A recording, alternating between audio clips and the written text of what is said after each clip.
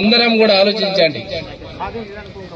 తెలంగాణ రాష్ట్రమే కాకుండా ఈ భారతదేశం ఎప్పుడైతే ఏర్పడ్డదో నాటి నుంచి కూడా నేటి వరకు ప్రతి ఒక్కరు కూడా భారతదేశానికి మూలవాసులు ఆదివాసులు అనేది చెప్పుకోవడమే తప్ప ఏ మాత్రం కూడా ఆదివాసులకు భరోసా లేదనేది కూడా మనం అందరం చూస్తున్నాం.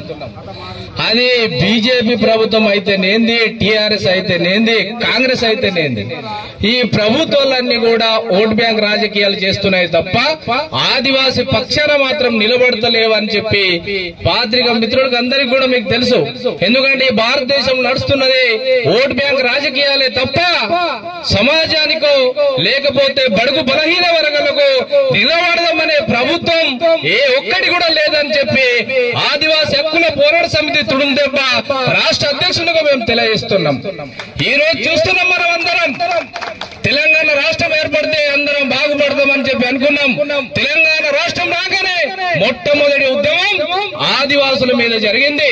కోయ పోషగూడెం అయితే సారసల అయితే ఏదైతే భూపాలపల్లిలో జరిగిన ఆదివాసి మహిళలను చెట్ల కట్టేసి కొట్టిన ఘనత ఎవరు చేసిరనేది కూడా మనం ఒక్కసారి ఆలోచించాలి.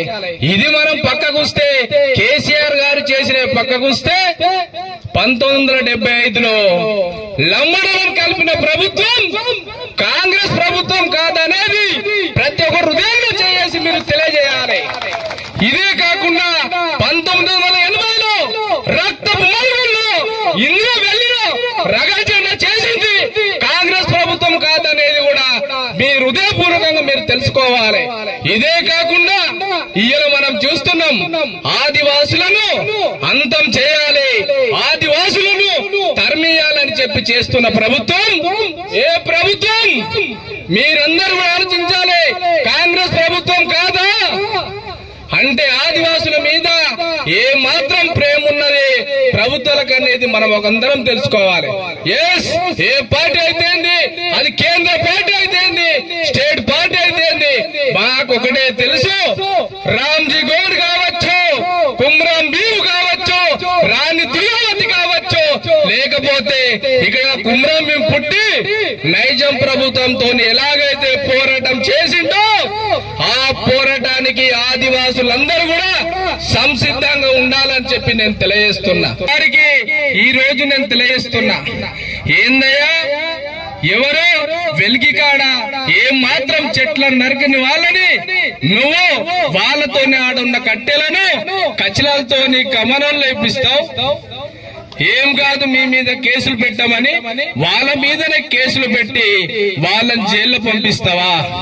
నీకున్నది ఫారెస్ట్ డిఓపో గారికి చర్మగీతం పట్టే రోజులు దగ్గరలోనే అనేది కూడా మనం అందరం తెలుసుకోవాలి. అంటే ఆదివాసులను జైలు వేస్తే ఎవ్వరేమంటలేరు కాబట్టి ఒక్కొక్కరిని జైల్లో తీసుకుపోయి వేస్తే వీళ్లకు చలనం లేదు అని చెప్పి మీరు అనుకుంటారే, కానీ అది బ్రహ్మ మాత్రం అనేది కూడా ఈ సభా సందర్భంగా తెలియజేస్తున్నా. మీకు ఆదివాసులే తలుచుకుంటే ఫారెస్ట్ అధికారులై చెమ్మడలు వస్తారనేది కూడా ఈ సందర్భంగా తెలియజేస్తున్నాం. ఎందుకంటున్నామంటే రాజ్యాంగాన్ని మేము గౌరవిస్తున్నాం, కానీ రాజ్యానికి వ్యతిరేకంగా నడుస్తున్న ఫారెస్ట్ డిపార్ట్మెంట్ ఎందుకంటున్నామంటే గత 20 సంవత్సరాల క్రితం టేకుమొట్లు కానీ అడవి ఏ విధంగా ఉండే, చాలా పెద్ద పెద్ద చెట్లు ఉండే, పైసలకు అమ్ముడిపోయిన ఫారెస్ట్ డిపార్ట్మెంట్ ఎవరైతే బీట్ ఆఫీసర్ కావచ్చు, సెక్షన్ ఆఫీసర్ కావచ్చు, పైసలకు అమ్ముడిపోయి అడవినంతా అంతం చేసి చెట్లు నాటుతాం లేకపోతే ఎండిన కట్టెలు తీసుకుపోనియమని చెప్పి ఆదివాసుల జులుం చేస్తే ఖబర్దార్ డిఎఫ్ఓ గారు అని చెప్పి మీకు తెలియజేస్తున్నాం. డిఎఫ్ఓ గారికి, కన్జర్వేటర్ గారికి, అలాగే చీఫ్ మినిస్టర్ రేవంత్ రెడ్డి గారికి కూడా మేము చెప్తున్నాం, అధ్వర్యం తెలియజేస్తున్నాం. ఖబర్దార్ రేవంత్ రెడ్డి గారు, ఎందుకంటే ఆదివాసుల జోలికి ఫారెస్ట్లను పంపిస్తే ఎవరైనా మెడలు వంచి తప్పకుండా కూడా మా హక్కులను కాపాడే సత్తా ఆదివాసీ సమాజానికి ఉన్నదనేది మనందరం తెలుసుకోవాలి. వాస్తవంగా ఇలా చూస్తున్నాం, మేము ఎవరు ఏం చేస్తున్నారు అనేది మాకు ప్రతి ఒక్కరికి కూడా తెలుసు.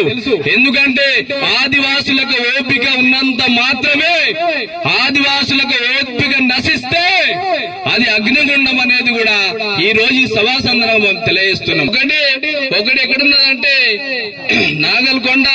నాగర్ కర్నూలు జిల్లాలో ఒకటి ఉన్నది మన కవాల్ జన్నారంలో.